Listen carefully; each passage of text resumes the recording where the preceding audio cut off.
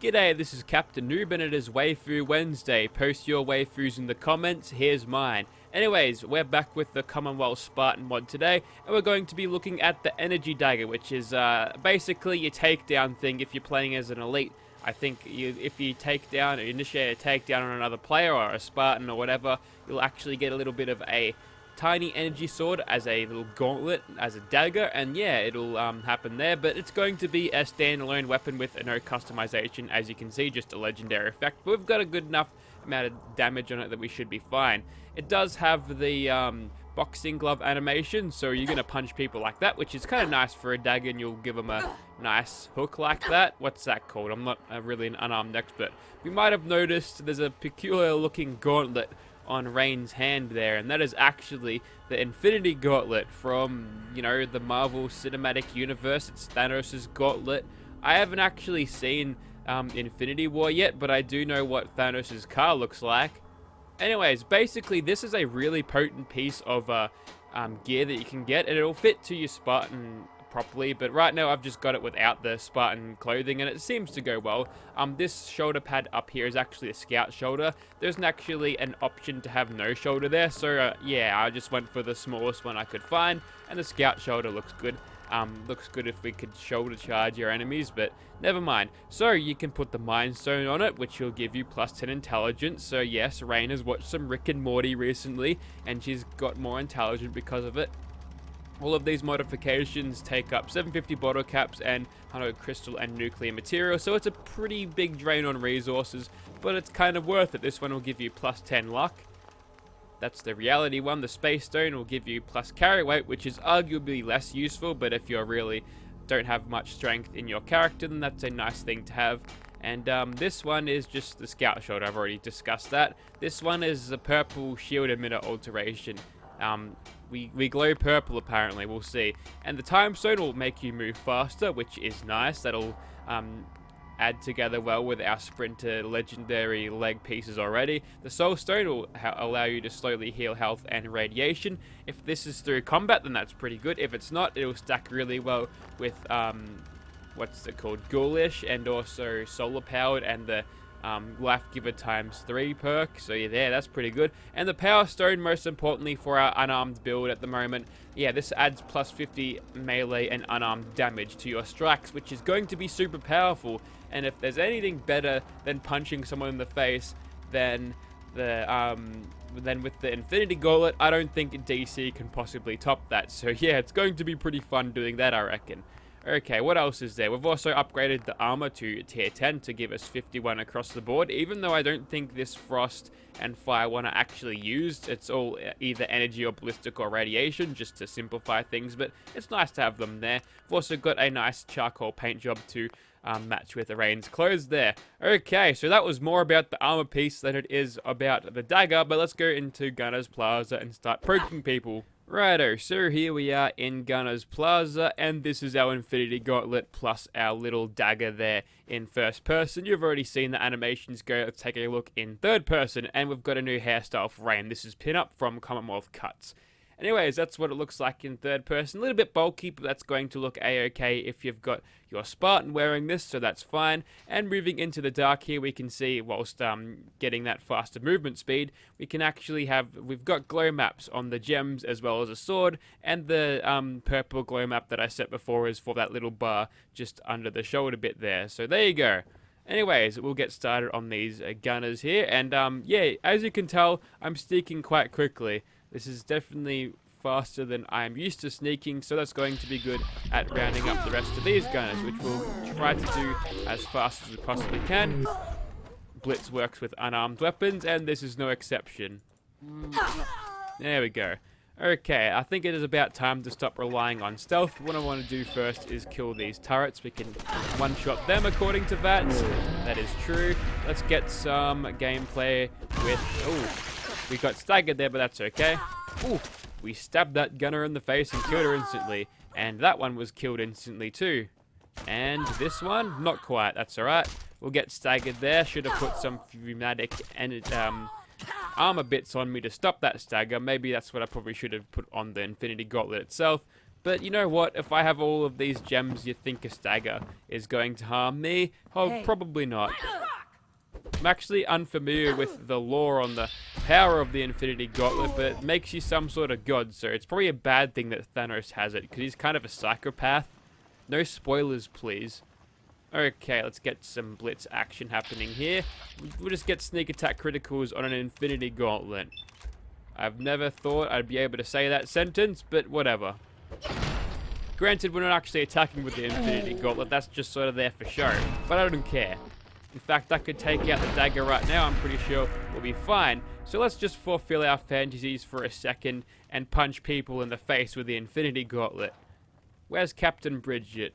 I've got a Infinity Gauntlet with your name on it. Okay, I can't resist this. Okay, that guy had a radiator gauze rifle, and the weapon come back and bumped him on the back before skidding off in that direction. Okay. You're dead. I'm dead, you say? You're talking to a person who has the Infinity Gauntlet. I could make you fizzle out into nothing, but instead I'm just going to take you out like Muhammad Ali. He was a boxer, right? Ah, there's Captain Bridget. Time to paralyze you. There we go. High five, Captain Bridget. I'm not gonna leave you hanging, girl.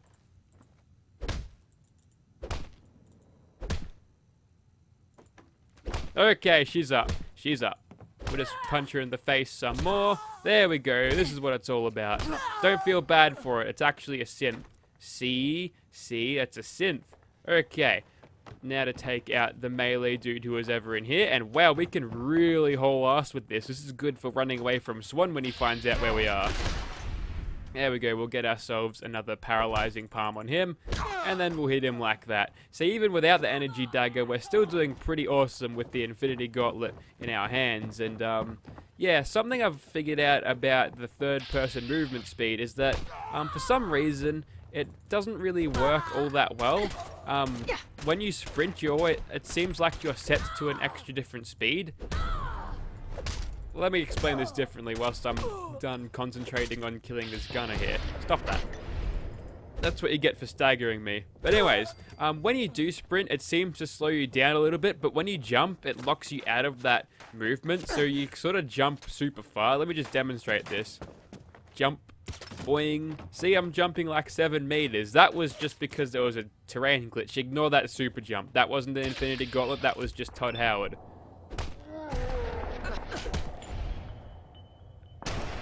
Thank you, mysterious stranger, but that was my kill, you bastard. Kill assist, or assist counts as kill 95, if that was like if it was like Fallout, if it was Battlefield 1. Who needs to punch someone with an Infinity Gauntlet when you've got a knee that is made of adamantium? Also, he missed a dude. Well, we'll rectify that in a second. We've got all of this movement speed from the Infinity Gauntlet, so why not use it, eh? Okay, power attack this one. And then we can move on and kill old mate down here that I missed. We'll even long jump over there. This is crazy speeds. You know what? I probably should have taken the ultralight build off all of my things and put the anti-stagger mod on, but we're already past that point and we're pretty much fine. Okay, let's actually Infinity Dagger. Yes, that's what I'm going to call this build. This is the Infinity Dagger build. See, I do build videos, folks. Okay, we'll move on to something else. One thing to note about the Infinity Gauntlet as an apparel item rather than a weapon, and using it as a weapon as a sort of an unarmed thing, is that it'll actually stick around if you de-equip it, unlike the regular weapons in Fallout 4. So that's kind of nostalgic in the way that it sticks around whilst being unequipped. And that is obviously because it is an apparel piece rather than a weapon, but an interesting thought. We're going to sneak up on Swan and we're going to poke him with our energy dagger and he's going to die very, very quickly. If we're getting 3,500 damage on him, he shall be dead very, very quickly indeed. Although Vat says we'll be getting nowhere with this. I think Vat is lying to us. We'll mix in some crits into there. Oh, that's a lot of damage. That's, oh god. Okay, I've already thought I outdid the meme train when I talked about Rick and Morty making you intelligent, but then I went ahead and quoted that guy. I'm sorry in advance for this video. See, this is why it deserves dislikes. I don't deserve dislike for mocking American gun culture. I deserve dislikes for spouting very outdated and old memes. Oh yes, one's dead now. We can probably move on to another monster, yes. So this time I want to use this without stealth, and we'll make sure we can get the kill nice and easily using the good old unarmed perk. So we're going to go into VATS for a second here and pop a critical. He's going to glitch out the entire world, but that's okay. We're going to use our remaining action points to get a much needed crit. We've got 3 of them now, so we should be fine, but I'm going to keep on going. Plenty of action points to be had using the plasma dagger, so that's pretty good. He's gotten himself up again. We'll go ahead and pop him with one of these. Now it's actually worth thinking about chucking the relentless legendary effect on this, because that'll actually allow you to get all of your action points back upon making a critical hit, obviously, and you don't need me to tell you that. But what you can do there is just give yourself infinite action points to do that for as long as you like. You can pretty much just train VATS all the time if you use your crits nice and strategically there. And with the infinite paralyzation of the Iron Fist perk, the paralyzing palm perk, we can see that this weapon is a very effective for even when you're not sneak attack critting everything. You can easily just knock people down. Granted, there are some enemies that are immune to this. Behemoths definitely are, as you saw before with Swan. I think Mylurk Queens also are immune to it, but I think you can paralyze Deathclaws. I'm pretty sure I've done that before. So yeah, anything sort of short of a Deathclaw you'll be fine with, I suppose. Anyways, I feel like that is about enough for this. This is, again, the Commonwealth Spartan mod. As to why there is a Marvel Cinematic Universe or Marvel superhero universe thingy with Commonwealth Spartan, I don't know, but it's a nice addition all around. It sort of makes its way. It's pretty good. I kind of like it this way because it works well with your Spartan armor. Granted, I'm not really wearing any Spartan armor right now, but yeah, I still like it nonetheless. And the plasma dagger is a really good addition to have with it. They synergize very well there, and the plasma dagger is nice and small enough to actually make it look like that dagger is coming out of the Infinity Gauntlet itself, so in a way that even links them even more. So yeah, pretty solid. Also, follow this channel for more build guides. What you got to do is you got to pour every single perk point into everything on the chart, and you can have Captainoob's everything build, where you can have a super soldier that is capable of everything. Thank you for watching, guys.